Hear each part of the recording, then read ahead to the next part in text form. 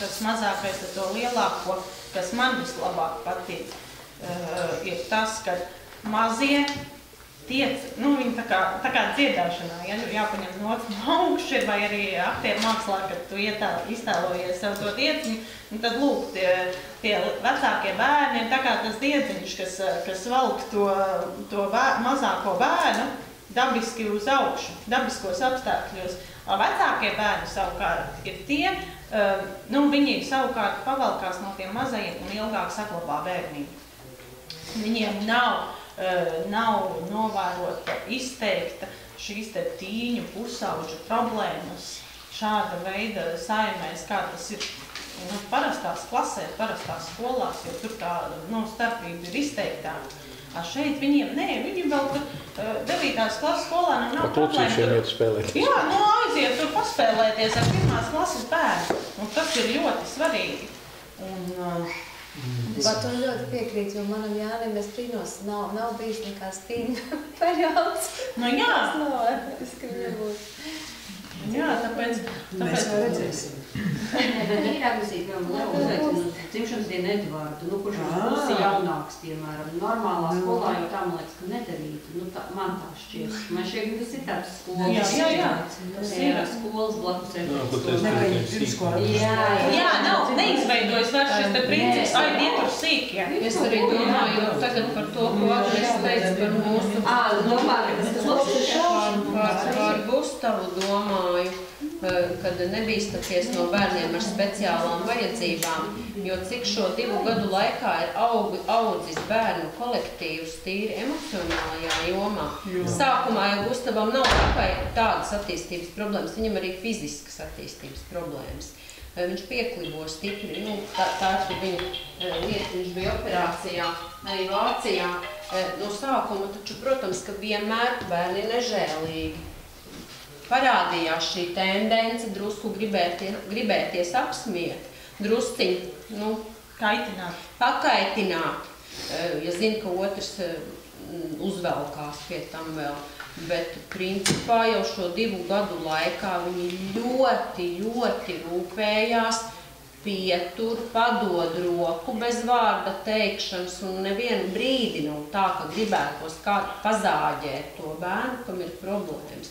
Un tur, es domāju, ka arī no tā nevajadzētu bīties tā speciāli, ka, lai tie speciālie kaut kur citur, mums te problēmas nevajag. Jo kolektīvā viņš ienes atkal savu lielu labumu.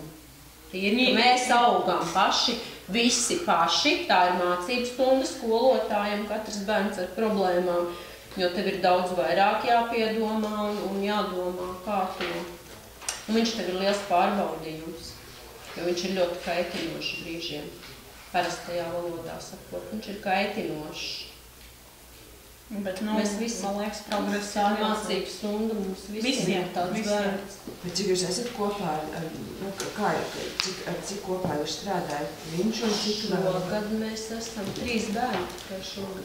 Bet viņš klāt vai? Nē, un viņi visi kopā. Tas tomēr ir savādāk. Mums pavisam ir 7 tikai. Jā. Kopā tādā mazākā nevar.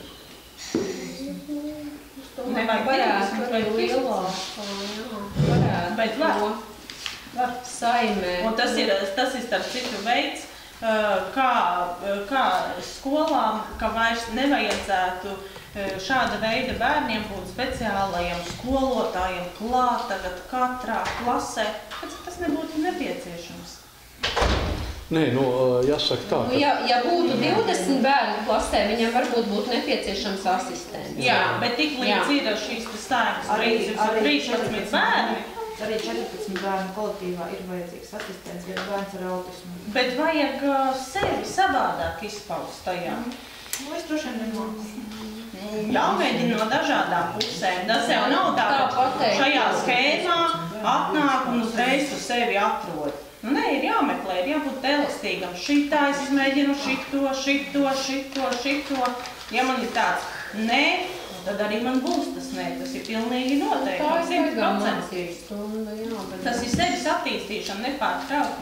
Es neesmu gatavs ābols, kur man nopūt no ābeles un apēst tagad. Grūti pateikt, kā būtu, ja mēs būtu visi esam 14 tādi un viņš puši. 15. piemēram, viens. Es vienkārši runāju par konkrētu bērnu, kas ir manā saimē, kurš principā nekomunicē, kurš nereaģē uz kaut kādu verbālu uzrunu, kurš dara, ja mamma viņam nav blakus, Viņam ir kāds līmenis C? Kā lūdzu? Kāds līmenis viņam ir C? Mamma ir kā asistents viņam, jā? Viņam nav uzstādīts diagnozi. Bet tad jau vispār neko nevar būt problēma, ja viņam šie diagnozi nav. Viņš varbūt vienkārši ir palaidies bērns. Bet šī gadījumā mums nav, teiksim, neiet runa par kaut kādu komunicēšanu, vēl kaut ko. Iet runa par psihiski slimu bērnu. Viņam tagad ir 11 gadi, bet patiesībā viņš savā attīstībā viņš ir kaut kāds 6-gadīgais. Ja? Tātad lūk ar tāda veida bērnu, var sadzīvot. Man arī pašam bija problēmas, tā kā tu teici, ka viņš tieši ar to, ka viņš nav īpaši attīstīts, viņš ar to savu, ar saviem gājieniem, kā saka, sit ārā no sliedēm, bet ne arī pieauguši cilvēki. Viņam 4 gadu vecumā mēle bija pieaugusi pie augšlajām, jo viņš vispār nerunāja. Viņam bija ļoti smalkas lietas. Kā un kurām, gan jau pat tāds asi, bet ja nav diagnozes asistents, jūs nedabūsiet, protams, kamēr nebūs šīs diagnozes. Tur jau ir tā kā, mammai arī jādzīvo. Un es domāju, ka nevajag visu sakal mest pār vienu kātu, visas situācijas. Katrā gadījumā ir sava situācija un savas iespējas un arī savas neiespējas. Neiespējas arī. Jā. Tā kā to tā nevar, teiksim, es nezinu, par kuru tu runā, bet... Lūdzu arī saka, ka ir svarīgi, ar ko tieši to bērnu salīdzināt to, kāds viņš bija, kad viņš atnāca pie mums, kāds viņš ir jau šobrīd, tā jau ir milzīga atšķirība un milzīga izaugsme. Šī izaugsme jau rēķinām ļoti mazos soļos, tur jau nevar tā. Bet tas nav tā, ka visiem ir jādara tā, un tā kā tu saka, nevar arī tādus gadījumus mēs pār to vienu kārtu, bet vienkārši atcerēties. Un vēl viena lietiņa, ko man aizmirsās pateikt agrāk, vai ne tagad man iešādās prātā, vai ne par tiem bērniem runājot. Jo es uztraucos tad, ka man Kristīna pateica, klausies, tu zini, nākošais gadu man 2. klasa nebūs. Es klausu. Jo vairāki bērni, jo vieglāk ir strādāt. Un jo viņi arī top vecāki, ja? Ar katru gadu 9. klasē skolotājiem vispār nebūs ko darīt. Tāpēc, ka būs skolotāji, tur vesela rinda skolotāji, kas strādās ar visiem pārējiem. Tad, kad bija tiešām visas klases, mums šobrīd nav visas klases, bet tad, kad bija visas klases, man bija dators līdz taisīs ar doktora disertāciju. Man nebija ko darīt. Viņi visi strādā, viens otram palīdz. Ja viņi netiek kaut kā galā ar kaut kā, tad viņi tikai nāca pie manis. Ja? Viss. Ja? Tā kā būs tāds periods, pusgads, tā kā mums tas faktiski nekāda pieredze taisnība sakot. Mēs tikai taustamies. Ja? Tā pieredze veidosies ar laiku, mums 20 gadu periods tas ir.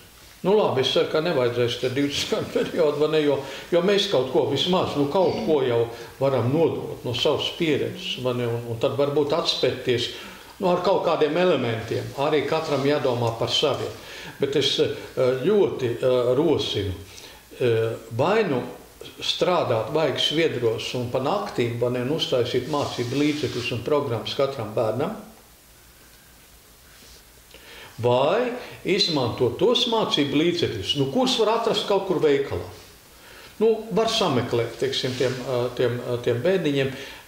Man pat ir pilns plaukts ar grāmatām, vēl padomu laiku grāmatām.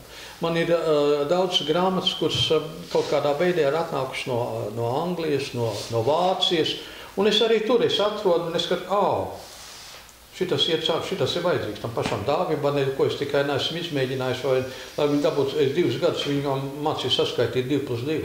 Jūs iedomājaties kāds bērns. Tagad viņš jau man saskaita 10. Ja, un mēs kopā lasām arī, tagad viņam ļoti patīk lasīt. Tiešām viņš nelasīja neko, saprotat, tā ir bērns. bet regulāri ar viņu strādājot un meklējot šos mācību līdzekļus individuālos. Cik es neesmu sarakstījis papīrs un pats taisījis augšā.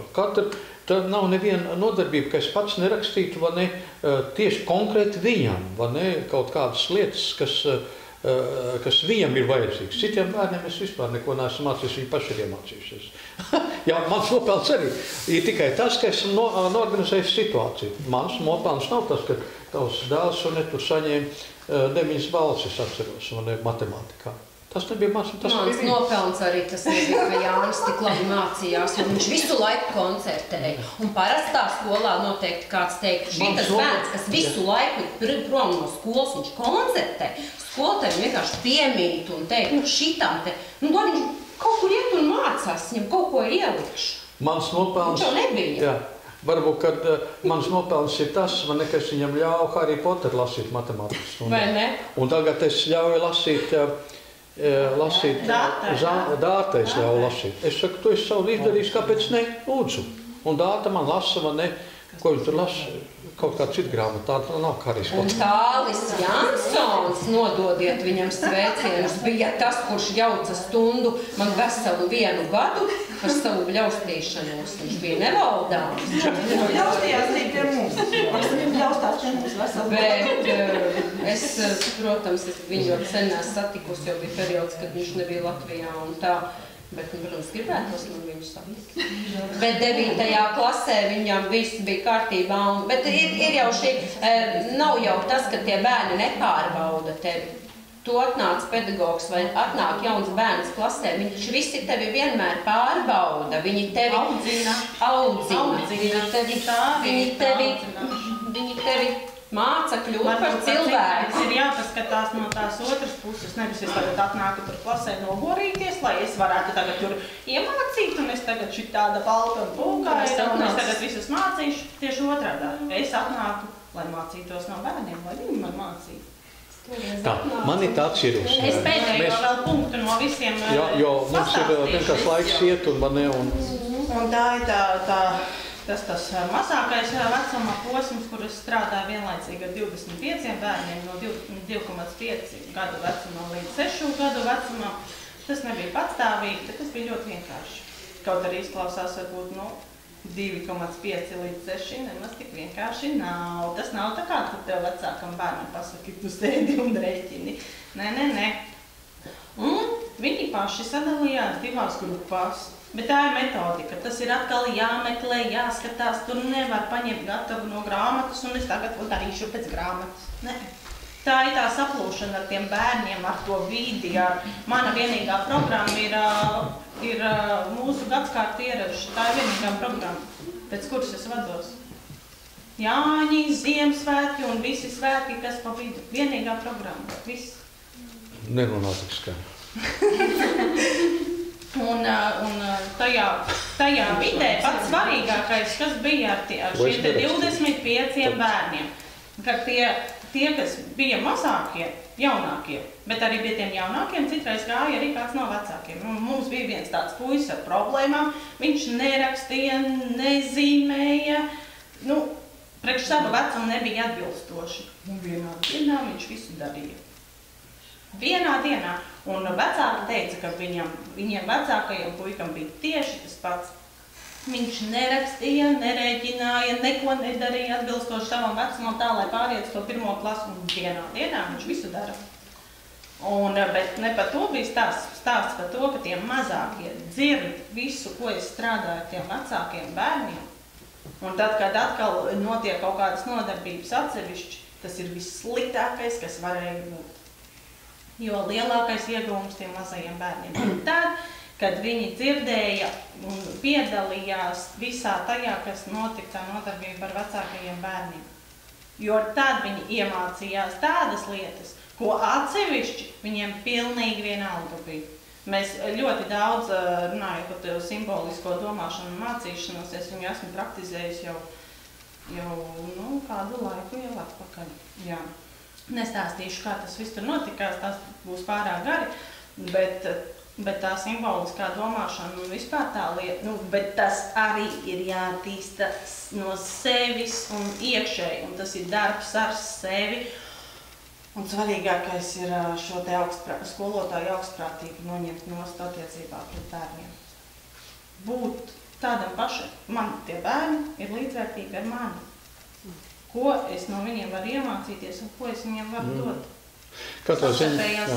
Katrā ziņā jābūt tiešām ļoti uzmanīgam attiecībā par bērniem. Es ar vecākiem, kad runāju, es saku, viena lieta ir ārkārtīgi svarīga, tā ir tā uzticēšanās. Ne? Vienalga, ko viņš arī jums nestāv. Varbūt jums tas šķiet pasakas vai izdomājumi kaut kādi, bet priekš viņa paša jau tā ir patiesība. Ja? Un mēs viņu pieņemam kā viņa patiesību, ja mēs nespējam savu pieņemt.